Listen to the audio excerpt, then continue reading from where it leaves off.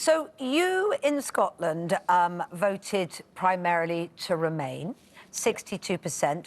Your party has said that you would push for a second Scottish independence referendum. Why do you want to push for more votes that could cause more division in this situation?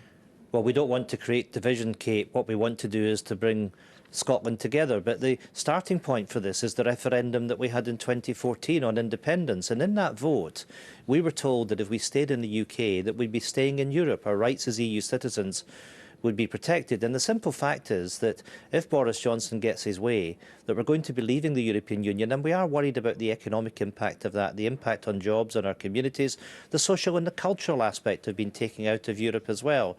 And I simply think it's right under those circumstances that, given that the SNP, the Scottish Government, has a mandate that we won by winning our election in 2016 to the Scottish Parliament, that the people of Scotland have got a right to say on their future. And in that debate on Scottish independence, and of course others are entitled to their views on that, we want to make sure that we're concentrating on the vision and the values that we have, how we make sure that Scotland is a prosperous country, how it's a fairer country, how we take responsibility for climate change, but to do that in a way that brings people together, to learn the lessons from the divisions that there are there on Brexit. Is about showing leadership, and I'm convinced that, one, we will have that referendum, and I fully expect the people of Scotland to recognise that it will be in our best interest to become an independent country within Europe.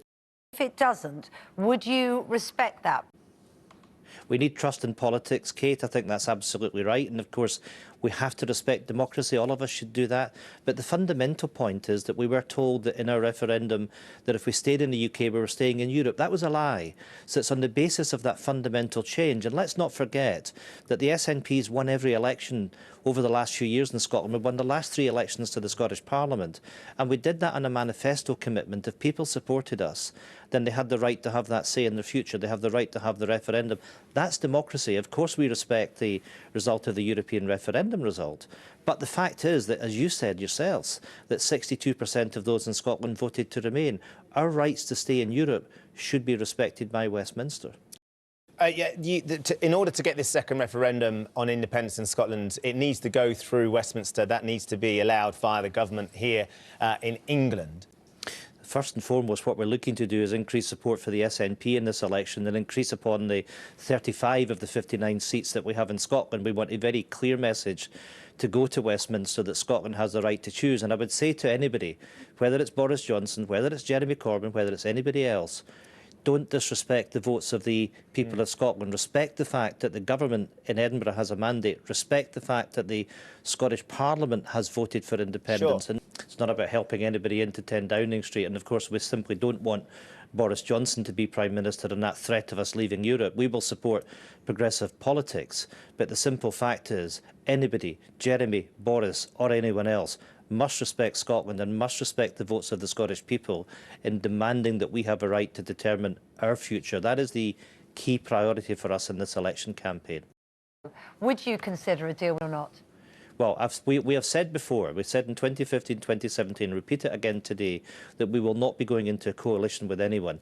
We will make sure that we deliver on the priorities for the people of Scotland. We want to see an end to austerity, the fact that so many of our people have suffered as a consequence of austerity. So we will do the right thing in making sure that we can influence government policy to that extent. But the key determinant, the key ask that we have is that we have that independence referendum, that the mandate that we have already is enforced. Of course, and you can ask for that, but in order to get it, you have to have that influence of Westminster, and you can only have a maximum of 59 MPs. So who would you do a deal with to get that through? I've already said that we will not go into coalition with anybody. No, not coalition, but some kind of supply and demand deal, some kind of, you know, confidence and supply deal, something that would make it work for you. We will look at things on a case-by-case basis. We want to see investment in our communities. We want an end to austerity. Of course, we will support those kind of policy initiatives.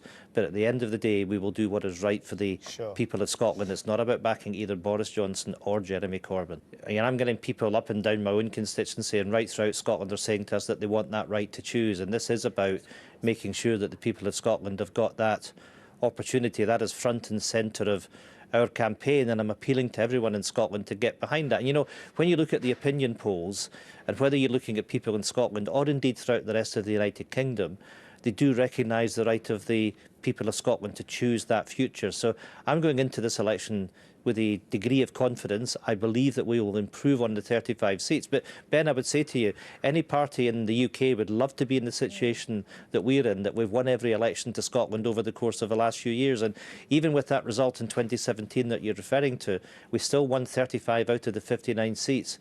No government in London has had such a mandate from the people of the UK over the course of the last few years. This is a very popular SNP government, one that's been in power now in Holyrood since 2007, and I'm looking forward to getting the backing of the people of Scotland again in this election campaign.